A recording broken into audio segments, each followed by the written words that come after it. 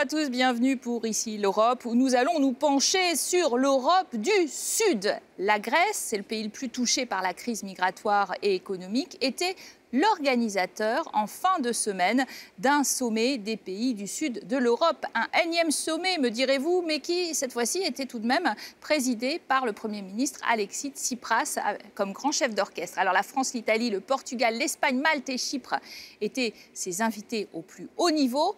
Cette Europe du Sud peut-elle imposer aux autres une vision plus solidaire? Ce que les anglo-saxons et les nordiques accusent de laxisme financier régulièrement, et sûrement même parfois les pays du Club Med, sont-ils unis autour d'un message? Parviendront-ils à faire partager les fardeaux de la dette et des réfugiés? Nous poserons la question à nos invités aujourd'hui. Un Grec, forcément, à l'honneur aujourd'hui. Stellos Koulougou, bonjour. Vous êtes député européen de la gauche unitaire européenne, c'est-à-dire ça correspond à Syriza, le parti d'Alexis Tsipras. Et vous êtes aujourd'hui avec Jean Arthuis, puisque la France est invitée et fait partie des pays du Sud. En effet, semble-t-il, plus que des pays du Nord dans cette affaire. Vous êtes député européen de l'Alliance des libéraux et démocrates français, donc. Et alors, pas invité en Grèce, à Rhodes, c'est dommage parce que c'est une belle destination. Les Allemands, Jo Leinen, vous êtes député européen des socialistes et démocrates pour ce pays. Est-ce que d'ailleurs c'est une bonne idée ou vous vous sentez un peu vexé de cette idée d'un sommet de l'Europe du Sud tout seul? Angela Merkel l'a bien pris? Bon, en principe, on est d'accord dans cette grande Europe que les pays baltiques se rencontrent, les Visegrad, les pays de l'Europe centrale, de l'Europe de l'Est. Et pourquoi pas aussi les pays de la Méditerranée? En principe, ce n'est pas, disons, une mauvaise idée. Il dépend dans quel esprit on se rencontre. Est-ce qu'on veut se partager des autres? Est-ce qu'on veut faire un club en soi? Ou est-ce qu'on fait ça dans l'esprit européen, de coordonner des intérêts et de les emmener à la table ronde de tout le monde? On sent bien qu'il y a des revendications du Sud qui sont très précises. Alexis Tsipras, en vérité, met l'accent sur la difficulté que traverse déjà son pays et puis le reste des pays du Sud. Il demande de nouvelles aides à ses partenaires européens de point de vue économique, par rapport aussi à la crise des réfugiés, puis plus de croissance, moins d'austérité. C'est l'occasion de se mettre d'accord? C'est l'occasion de proposer une autre politique en Europe en ce qui concerne à la fois l'économie et la question des réfugiés. Parce qu'à la question des réfugiés, par exemple, les pays du Sud restent seuls, sauf l'aide venue de l'Allemagne et de Mme Merkel. En ce qui concerne l'économie, les pays du Sud sont beaucoup plus touchés par la crise. Parce que l'euro, le but initial de l'euro, c'était de faire le nord et le sud de l'Europe se rapprocher, mais ce n'était pas le cas.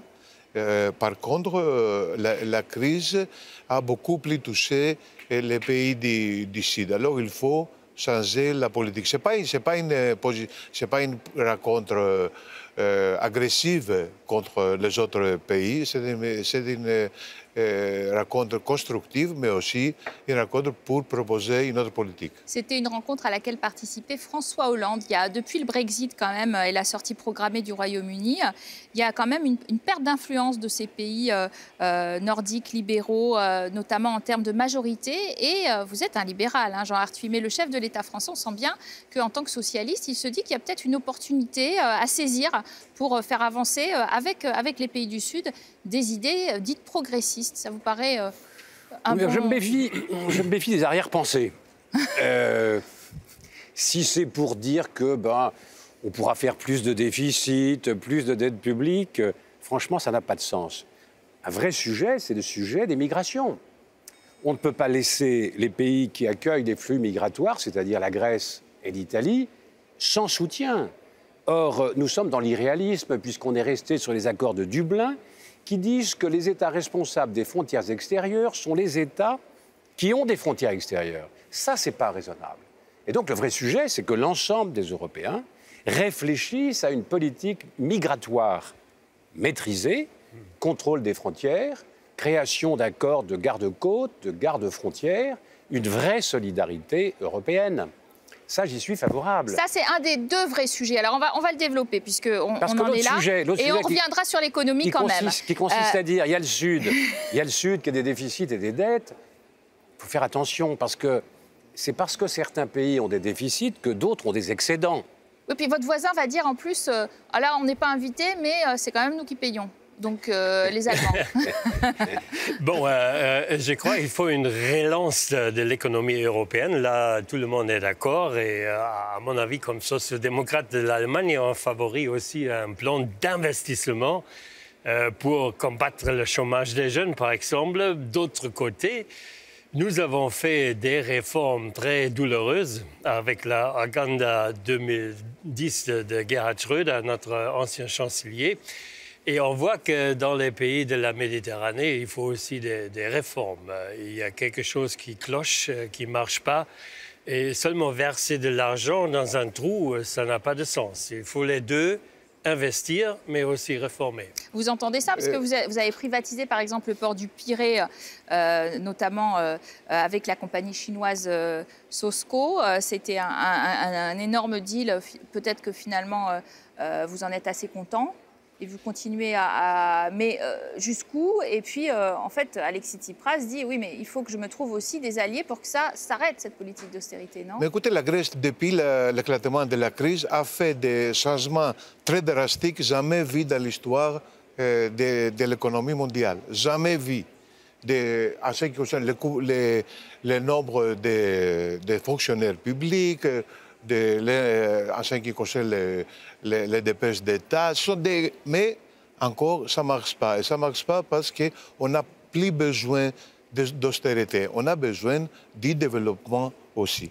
Alors, écoutez-moi, ce n'est pas par hasard que tous les pays du Sud sont touchés par la crise, beaucoup plus que les pays du Nord.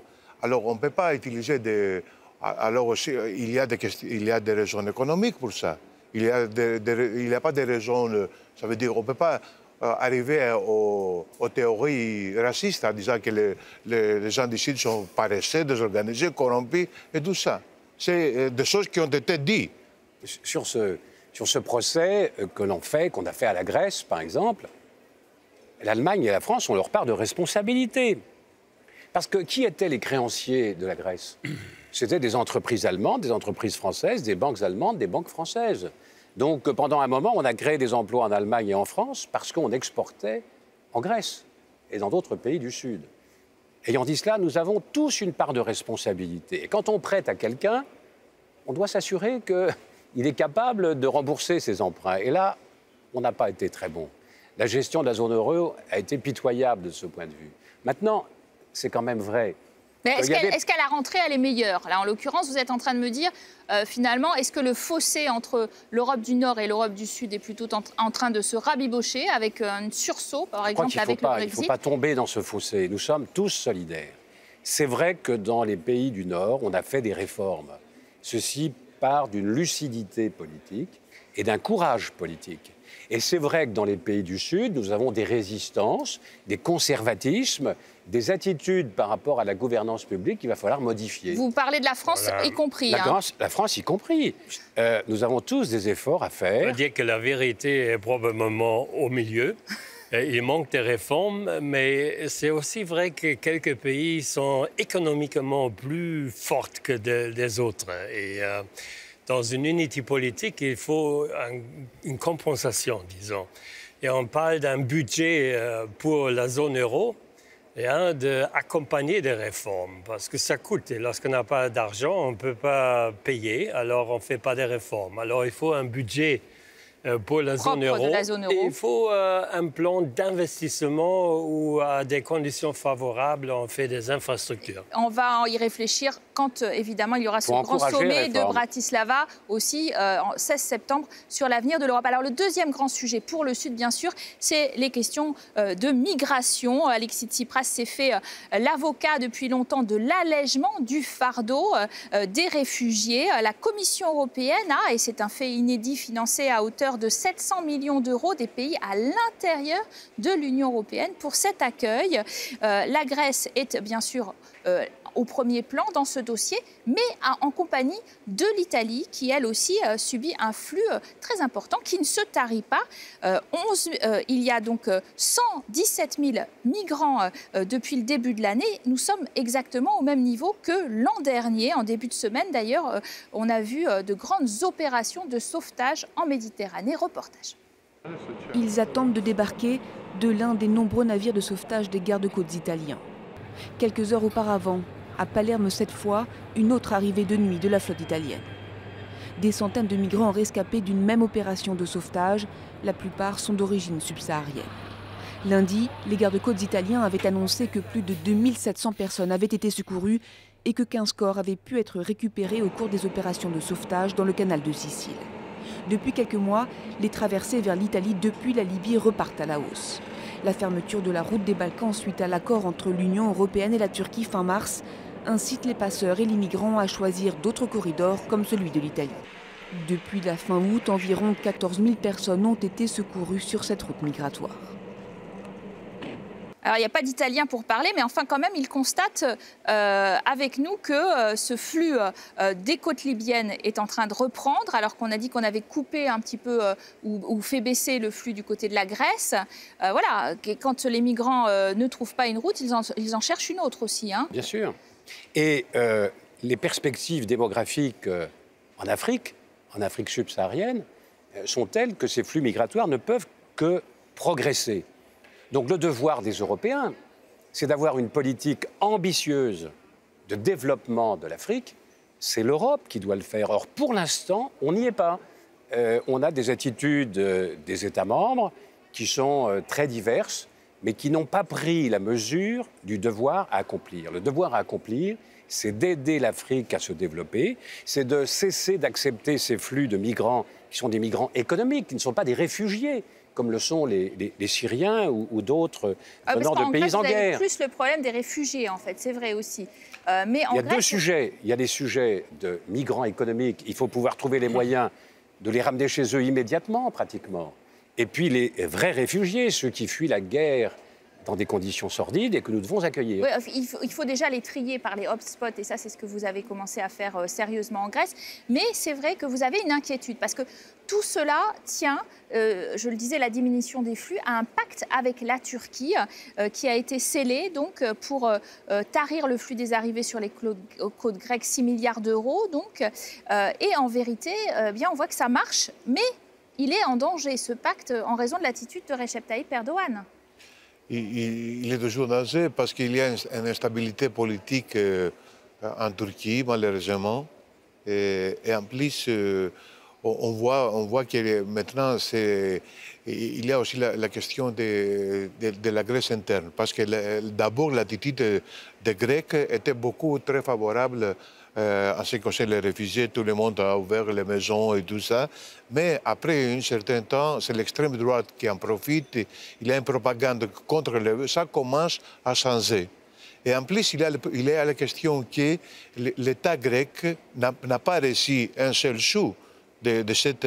Parce que cette somme d'argent dont vous venez de mentionner va directement au ONG, pas à la Grèce en tant que... Alors, mais l'État grec dépense beaucoup d'argent aux hôpitaux, trucs comme ça, pour les réfugiés. Alors, la question économique, le problème économique augmente avec la réfugiée, et ça provoque aussi des problèmes politiques. Vous en savez quelque chose. Les problèmes, Angela Merkel y a fait face au régional.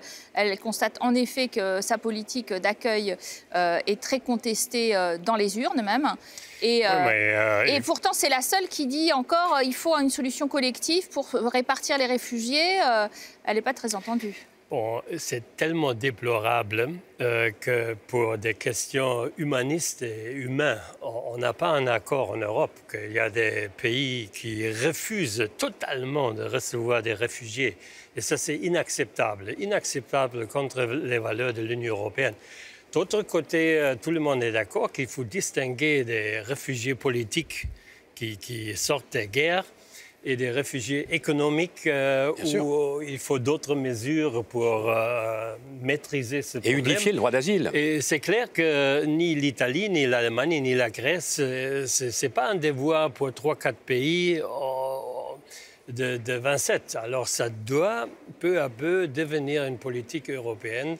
Et la France n'est pas très intéressée de partager le fardeau. Elle a dit qu'elle le ferait, mais pour l'instant, elle ne s'empresse pas de prendre des réfugiés. D'ailleurs, ils ne veulent pas venir tellement. Oui, mais il y a déjà une population immigrée très nombreuse en France.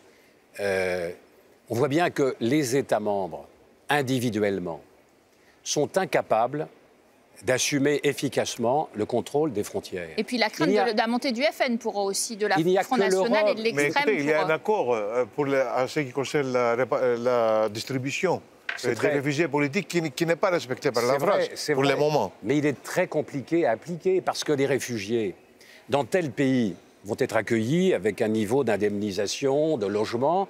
Dans d'autres pays, ce ne sera pas la même chose. Dans certains pays, ils peuvent travailler immédiatement. Dans d'autres pays, ils ne peuvent pas travailler. En France, par exemple, ils ne peuvent pas travailler avant 1 an. Donc on devrait unifier les conditions dans lesquelles on accueille les réfugiés. Alors qu'aujourd'hui, 28 pays, 28 situations différentes. Il est aussi juste qu'il n'y a pas un accord politique dans l'Union européenne en ce qui concerne les migrants. Et ça, c'est déplorable. L'Europe du Sud, en tout cas, a beaucoup poussé lors de ce dernier sommet pour une solution négociée justement sur la crise des réfugiés, une solution collective, communautaire. Merci à vous d'avoir illustré ce débat. Merci à vous de l'avoir suivi. Vous restez bien sûr en notre compagnie pour la deuxième partie de notre programme où nous recevons pour grand invité Pierre Vimont. Il a été l'une des figures de la diplomatie européenne et même française et nous livre son analyse sur les sujets de la rentrée. À tout de suite.